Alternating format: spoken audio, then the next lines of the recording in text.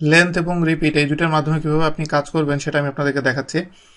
এখানে দেখেন যে এখানে কিছু নাম আছে, প্রত্যেকটা নামের একটা লেন্থ আছে, এই প্রত্যেকটা টেক্সট যে টেক্সটের লেন্থ আছে।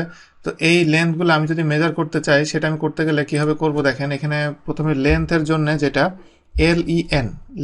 এলইএন ফাংশনটা আমি নেওয়ার পরে একটা টেক্সট জাস্ট সিলেক্ট করব। সিলেক্ট করে আমি যদি এন্টার দিই, এখানে টেক্সটের লেন্থটা কত সেটা আমাকে শো করবে। ইভেন এটা কিন্তু একেবারে স্পেস ধরে সে শো করে। আমি এখানে একটা স্পেস একটা দিলাম, তারপর আমি বের হয়ে গেলে এখানে দেখেন এখানে 10 শো করছে।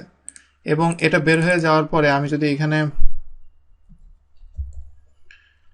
সেকেন্ড নেমটা আমি অ্যাড করি, তাহলে সে ফার্স্ট নেম, লাস্ট নেম এবং মাঝখানে স্পেস সব সহ সে এটা কাউন্ট করে। তো লেন্থটা হলো টোটালটা সে কাউন্ট করবে। তো এটা করার পরে আমি যদি সবগুলা করতে চাই, এভাবে আমি সবগুলা করতে পারবো। এখন আমি আপনাদেরকে দেখাবো যে আপনি রিপিটের মাধ্যমে কিভাবে কাজ করবেন। রিপিট জিনিসটা হলো যে আপনি একটা কোনো ইনফরমেশন যদি বারবার আপনি লিখতে চান টেক্সটের ভিতরে, এক্সকিউজ মি, সেই ইনফরমেশনটা আপনি দিতে পারবেন রিপিটের মাধ্যমে। যেমন এখানে আমি একটা ফাংশন আমি লিখবো, এই ফাংশনে লিখতে গেলে আমি ইফ ইউজ করব। তো তার আগে আমি এখানে বলি ইফ যেহেতু লজিক্যালের ভিতরে, এখানে ইফ যেটা ফাংশনটা এটা লজিক্যালের ভিতরে। তো আমার এই ফাংশনের যে কোর্সগুলা সব এই ক্যাটাগরি ওয়াইজ করা হয়েছে। তো আপনি যদি ইফের কাজটা আপনি না জানেন তাহলে অবশ্যই এই কোর্সটা দেখার আগে ইফের লজিকের ভিতরে যেহেতু ইফ আছে, লজিক রিলেটেড যতগুলা কোর্স ফাংশন নিয়ে আমি এই লেসন বের করেছি ওর ভিতরে ইফ পাবেন, ওখান থেকে ফার্স্ট এটা দেখে আসবেন।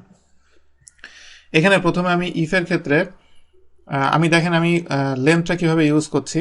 প্রথমে ইফটা নিলাম, নেয়ার পরে এখানে লেন্থটা নিব, নেয়ার পরে লেন্থ এটা bracket close is less than 7।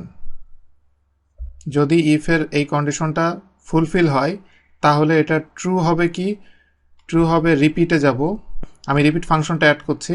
যদি ট্রু হয় তাহলে রিপিটে যাব। রিপিটে যে আমি কোন টেক্সট অ্যাড করতে চাই সেটা আমি এখানে দিয়ে দিলাম, কমা আমি কতবার আমি এটা অ্যাড করতে চাই সেটা, সে রিপিটেডলি এটা 10 বার করবে।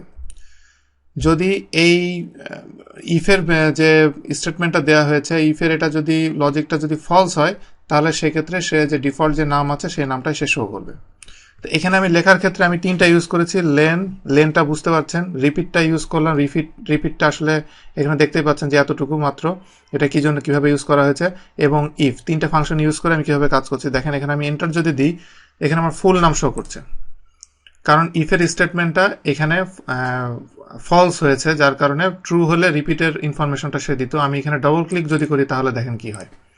এখানে শুধুমাত্র কয়েকটা ক্যারেক্টারই আছে যেগুলা যেগুলা লেন্থ, ফুল টেক্সটার লেন্থ। এখানে আমি আসলে যেটা দিয়েছি যে টেক্সটের লেন্থ যদি 7-এর চেয়ে ছোট হয় তাহলে সেই ক্ষেত্রে সে রিপিট দেবে। এটার টেক্সটের লেন্থ অনলি 3-5, যার কারণে এটা দিয়েছে। এবং এইখানে দেখেন যে শুধুমাত্র 7 বা এর থেকে বড় যেগুলা, শুধুমাত্র সেইগুলাতেই কিন্তু এখানে সে নামগুলো রাইট করেছে, বাকিগুলো রিপিটের মাধ্যমে এভাবে দিয়েছে। তো এইভাবে এটা একটা বেসিক উদাহরণ দেখালাম যে এইভাবে আপনি অনেক কমপ্লেক্স জায়গায় এভাবে রিপিট লেন্থ এইগুলোর মাধ্যমে কাজ করবেন। আর আরেকটা ব্যাপার, রিপিট লেন্থ এই ফাংশনগুলা অ্যাকচুয়ালি আপনি ইন্ডিপেন্ডেন্টলি খুব একটা ইউজ হয় না, এটা নর্মালি অনেকগুলো ফাংশনের ভিতরে ইউজ হয়। এক ফাংশনের ভিতরে আরেক ফাংশন ইউজ করার সময় এগুলো সাধারণত বেশিরভাগ টাইম ইউজ হয়ে থাকে।